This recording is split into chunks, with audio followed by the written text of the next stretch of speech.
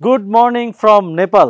আজকে আমাদের নেপালের ডে 2। তো আজকে আমাদের ডেস্টিনেশন হচ্ছে নেপাল থেকে পোখারা। জার্নিটা কিন্তু মোটামুটি অনেক বড়, 8 to 10 আওয়ার্স লাগে। সো বুঝতে পারছেন, আর নেপালের রাস্তাঘাট একটু আর কি টাফ, মানে পুরোপুরি ভালো না। যাই হোক, তো এটা হচ্ছে আমাদের হোটেল। তো কালকে তো আপনাদেরকে হোটেলটা দেখালামই। তো সকাল সকাল ব্রেকফাস্ট সেরে নিলাম। আর মর্নিং এর যে ভিউটা হোটেলের, মানে লবি থেকে একটু সাথেই বসে যে ভিউ, অসাধারণ একটা জোস ভিউ। যাই হোক, অনেক মিস করবো এই রিসোর্টটা।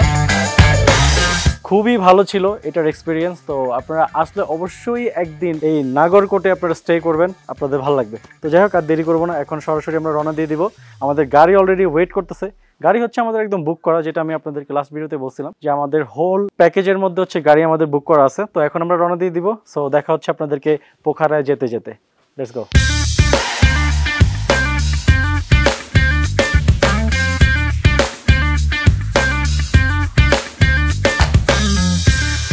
সো গাইস, পোখারা যাওয়ার পথে আমাদের আরেকটা ভিজিট পয়েন্ট পড়ে গেল, সেটা হচ্ছে চন্দ্রগিরি হিল লিমিটেড। যাই হোক, এটা হচ্ছে পাহাড়ের উপরে। তো মেইনলি এখানের যে মেইন আকর্ষণ সেটা হচ্ছে পাহাড়ের উপরে। এখানে আপনারা কেবল কারে চড়ে পাহাড়ের একদম চূড়ায় যেতে পারবেন, আবার ওখান থেকে আপনাকে নিচে নামায় দিবে। তো যাই হোক, এই অ্যাক্টিভিটিসটা আপনারা চাইলে এখানে এসে করতে পারেন। বাট এখানের যে ভিউটা, এখান থেকে পুরো আমার পিছনে পুরো শহরটা একদম ছোট ছোট ছোট ছোট ছোট বিল্ডিং দেখা যাচ্ছে। চলেন আপনাদেরকে ভিউটা দেখাই। আর এখানে খুব সুন্দর করে লেখা আছে আই লাভ চন্দ্রগিরি। তো চলেন, কেবল কারের ওখানে তো যাবই, আর এর আগে আপনাদেরকে একটু ভিউটা দেখাই চারপাশে।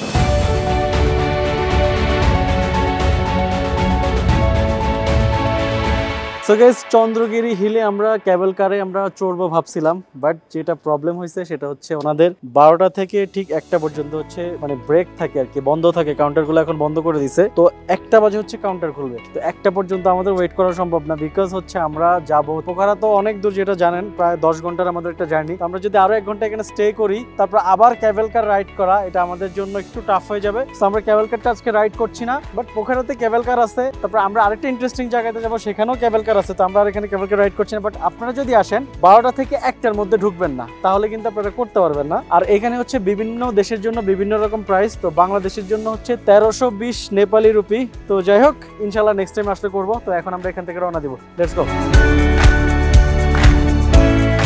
তো আজকে যেহেতু আমাদের জার্নিটা মোটামুটি লং, তো লাঞ্চ টাইম হয়ে গেছে আর আমাদের ক্ষুধাও লেগে গেছে। তো আমরা হচ্ছে এখানে একটা লোকাল রেস্টুরেন্টে বসলাম। তো এখানে আমরা যেটা অর্ডার করছি, আমরা হচ্ছে রুটি অর্ডার করছি এখানে, আর হচ্ছে আপনার একটা থালি অর্ডার করলাম। তো এই থালিটা হচ্ছে চিকেন থালি। তো এটার সাথে হচ্ছে রুটি আছে, আর এক্সট্রা একটা চিকেন ফ্রাই অর্ডার করছি। আমি আসলে বুঝতেছি না এটা আসলে চিকেন কিনা, বাট 1-2টা পিসের মধ্যে আমার মনে হয়েছে চিকেন, আর বাকি পিসগুলো আমার কাছে চিকেন মনে হয় না। যাক, হোয়াটএভার। বাট বিসমিল্লাহ পরে যেহেতু খাইছি, আর ওনারাও বারবার এনশিওর করছে যে না, এটা চিকেন চিকেন চিকেন। তো যাই হোক, আপনারা যখন নেপালে আসবেন অবশ্যই হালাল ফুড কোথায় আছে সেটা বুঝে তারপরে খাওয়া দাওয়া করবেন। প্রয়োজনে আপনারা ডাল টাল, তারপরে রুটি টুটি এগুলা খাবেন, কিন্তু পর্ক টর্ক এগুলা কিন্তু ভুলেও আপনারা খায়েন না। সো আপনারা যেখানে হালাল খাবার আছে অবশ্যই ওখানে যাচাই বাছাই করে খাবেন, না হলে কিন্তু মানে বিপদে পড়তে পারেন। যাই হোক, তো আমাদের খাবার চলে আসছে, রুটি আর হচ্ছে এখানে আপনার চিকেন, এটা মেবি চিকেন কারি। তো এখন আমরা খাওয়া স্টার্ট করব। তো প্রাইস কত সেটা আপনাদেরকে জানাবো। তো যাই হোক, খাওয়া দাওয়া শেষ করি আগে। ওকে, তো আমাদের খাওয়া দাওয়া শেষ। আমাদের খাবারের বিল আসছে হচ্ছে 1040 রুপি। তো আমাদের পার পার্সন হচ্ছে আপনার 300 সামথিং টাকা আসছে, যেটা থালি আর কি। থালির কারিটা খুব মজা ছিল। তো আপনারা আসলে এখানে যখন বাঙালি খাবার পাবেন না, আপনারা ইন্ডিয়ান ফুড ট্রাই করতে পারেন। ইন্ডিয়ান ফুড কিন্তু বাংলাদেশের মধ্যে সিমিলার টেস্ট। মোটামুটি আমরা কম খরচের ভিতরে 3 জনের আমাদের লাঞ্চ হয়ে গেছে। তো চলেন এখন আমাদের বড় জার্নিটা শুরু করতে হবে।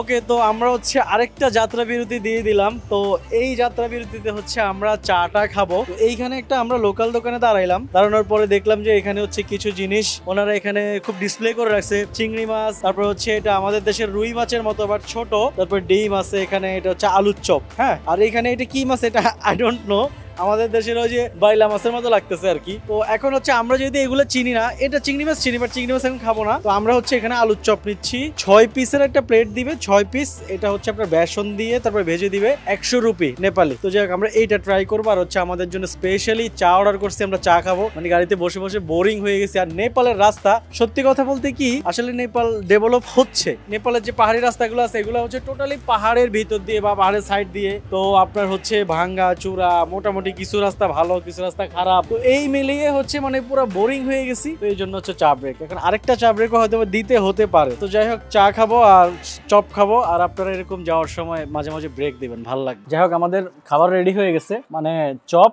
এই হচ্ছে চপ। চপের কালারটা এখানে অন্যরকম, আমাদের দেশে তো একটু লালচে লালচে ভাব হয়, এটা হচ্ছে অন্যরকম, কিন্তু আলু দিয়েই ভাবছে। যাই হোক, একটা ইনফরমেশন আপনাদের সাথে শেয়ার করি, সেটা হচ্ছে আমাদের নেপাল আসার সম্পূর্ণ জার্নি এটা কিন্তু আমাদেরকে একটা প্যাকেজ আকারে করে দিয়েছে, সেটা হচ্ছে এমআর ট্যুরস এন্ড ট্রাভেলস। আমাদের হোটেল বুকিং, এয়ার টিকিট, আমাদের ট্রান্সপোর্টেশন, আমরা কোথায় কোন দিন কোন জায়গায় যাব, কোন জায়গায় থাকবো, ইচ এন্ড এভরিথিং ওরা আমাদেরকে সুন্দর করে একটা প্যাকেজ করে দিয়েছে, যাতে হচ্ছে আমরা প্লেন থেকে নামার পরে আমাদের গাড়ি রেডি ছিল, কোন হোটেলে যাব, তবে হোটেল থেকে কয়টা বাজে চেক আউট করে আমরা কোন লোকেশনে যাব, সবকিছু আমাদের স্মুথলি করে দিয়েছে হচ্ছে এমআর ট্যুরস এন্ড ট্রাভেলস। তো আমি হাইলি আপনাদেরকে রিকমেন্ড করবো এমআর ট্যুরস এন্ড ট্রাভেলস এর মাধ্যমে আপনারা নেপালের প্যাকেজটা বুক করতে পারেন। তো আমাদের নেপালের উইদাউট এয়ার টিকিট আমাদের প্যাকেজ পড়েছে হচ্ছে পার পার্সন 29,000 টাকা। এটাতে আমরা 5 রাত 6 দিন এখানে থাকতে পারবো। তো এই 5 রাত 6 দিনের হোটেল, ট্রান্সপোর্টেশন এন্ড সব কিছু ওরা আমাদেরকে সেট করে দিয়েছে। তারপর যদি হ্যাসেল ফ্রি ঘুরতে চান তাহলে 29,000 টাকায় নেপালের ট্রিপটা আপনারা বুক করে নিতে পারেন এমআর ট্যুরস এন্ড ট্রাভেলস এর মাধ্যমে। আর হ্যাঁ, আপনারা তো দেখেছেন এর আগে আমি এমআর ট্যুরস এর মাধ্যমে বিভিন্ন দেশে ঘুরেছি, সো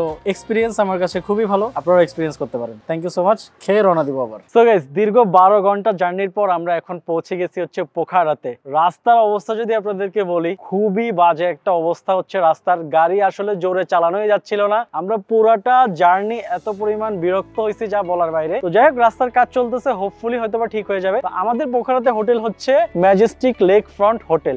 ওকে, তো হোটেলটা কিন্তু আমার কাছে একটা রিসোর্ট ভাইব দিচ্ছে, খুবই সুন্দর। নেপালে এসে আজকে আমাদের সেকেন্ড রাতের হোটেলটাও আশা করি ভালো হবে। তো চলেন, ফর্মালিটি অলরেডি শেষ, এখন আপনাদেরকে শুধু রুম দেখানোর পালা। লেটস গো, আপনাদেরকে নিয়ে রুমটা দেখি, লেটস গো।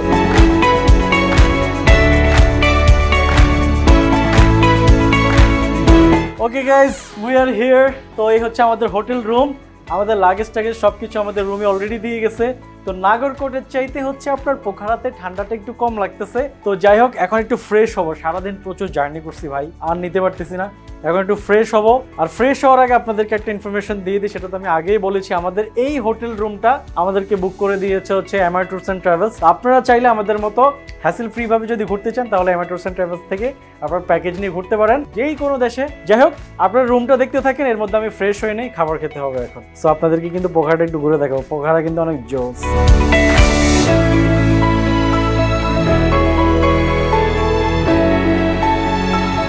তো এখন হচ্ছে পোখারার রাস্তায় হাঁটতেছি, খুবই ভালো লাগতেছে আসলে। এখানে নাইট লাইফটা আমার কাছে খুব ভালো লাগছে, মানে কিছুটা থাইল্যান্ড ফিল দিচ্ছে। যাই হোক, বিষয়টা এটা না, বিষয়টা হচ্ছে এখানে ঠান্ডা কম, এটা একদমই জোস। আর আরেকটা বিষয় হচ্ছে খাবার দাবারের কোনো প্যারা হবে না। আমরা কালকে রাতে নাগরকোটে ওখানে মোটামুটি খাবার দাবারের জন্য একটু প্যারা খাইছি, যেহেতু আশেপাশে কোনো দোকান নাই, বাট এখানে ভরপুর দোকান টোকান, মানুষজন, একদম মানে পুরো একটা ভরপুর চিল প্লেস। তো যাই হোক, আপনাদেরকে একটু রাস্তাঘাট ঘুরে দেখাই আগে। রাস্তাঘাট আমার কাছে ভালোই লাগতেছে। তো আমরা হচ্ছে খাওয়া দাওয়া করবো।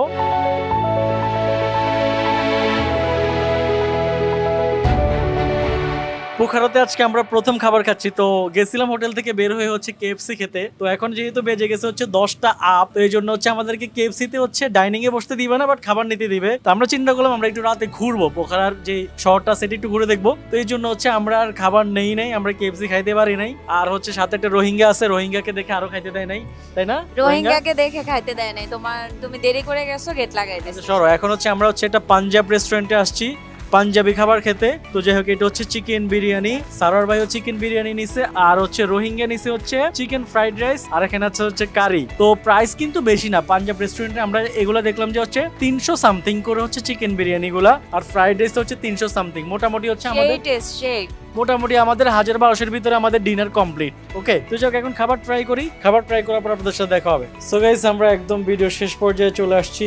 তো আজকের ভিডিওটা আপনাদের কাছে কেমন লাগলো সেটা অবশ্যই কমেন্ট করে জানাবেন। আর পোখারাটা আপনাদেরকে কালকে আমরা ঘুরে দেখাবো থার্ড পার্টে। সো অবশ্যই নেক্সট পার্টটা দেখতে একদমই ভুলবেন না। আর যাওয়ার আগে বলতে চাই, যারা যারা আমার ভিডিওটি দেখছেন সবাই একটা লাইক করে দিবেন, আর ইউটিউব হলে সাবস্ক্রাইব করে দিবেন। Thank you so much, bye bye, দেখা হবে থার্ড পার্টে।